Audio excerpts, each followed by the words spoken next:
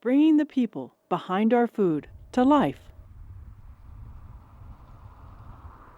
I was raised 3 miles south of here.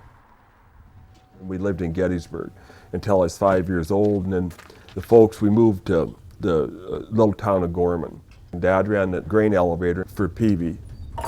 Good morning, girls. Good morning. Sheila, and I have to come and talk to you one day too about getting the other farms going too. Yeah, yeah. Well, I want you, but Karen, Karen, I went ahead and I did the teff grass right, so I don't know a few acres. And so I grew up around the country and knew all the farmers that come in, and harvest was a big exciting thing with the guys pulling in. Now they have trucks that haul 1,200 bushel, and back then people would pull them with trucks that are holding 100, 150 bushel, and grew up in that environment. I always wanted to be a farmer. That was my goal. I wanted to be a farmer.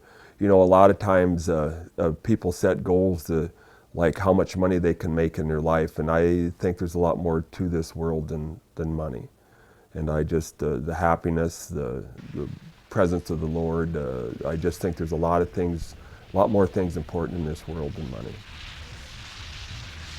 Right out of high school, and Cindy and I married young, and I was looking for a job, and Dan offered me a job, and so I came to work here in 1969. At that time, we were a really diversified farm. We raised pigs, cattle, and then we farmed. And we weren't very good farmers. We thought we were, but nobody around here is a very good farmer because no-till hadn't come along yet.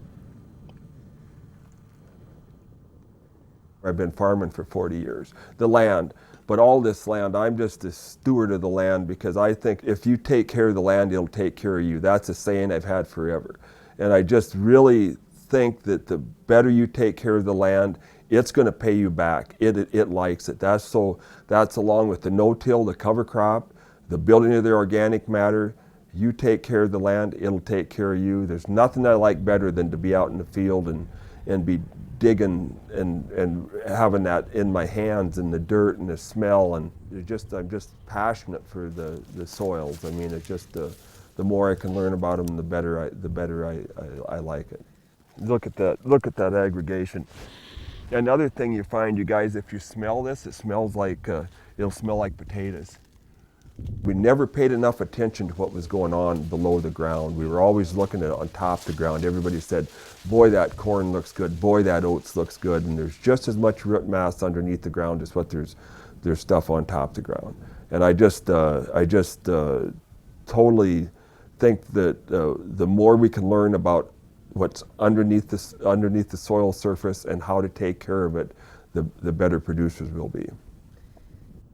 We were ready to start farming. We were dry, and boy, we needed the rain, and our beans weren't really close. And so basically a week ago, we were just ready, and all we needed was just a few more days. Then all of a sudden, we went from being too dry to, I'm not going to say we're too wet, but because we're never too wet here, but we've had 2.5 inches of moisture, just like we had another 30 hundredths again today. And so that kind of changes your plans.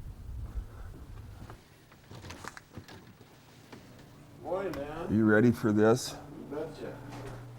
Dan, what they did was they asked me, they said, well, what do you do on rainy days? And I said, well, you know, I do a lot of things, but what I really need to do is I need a haircut. I just hope this isn't your first one today, is it? Well, it is, actually. On camera, first one. I've never had a haircut on camera before. Uh-oh.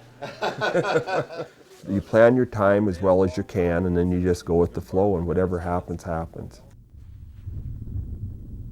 There's never a day I wake up and say, I wished I didn't have to go to work this morning. That's never happened. That's one big reward about farming, and this is a good life. This is a good life out here, you guys. I mean, thank you, Dan. Well, thank you. You have a good one. Everybody knows each other, and it's just a small town environment, and the air is fresh, the air is clean, and it's just a good life.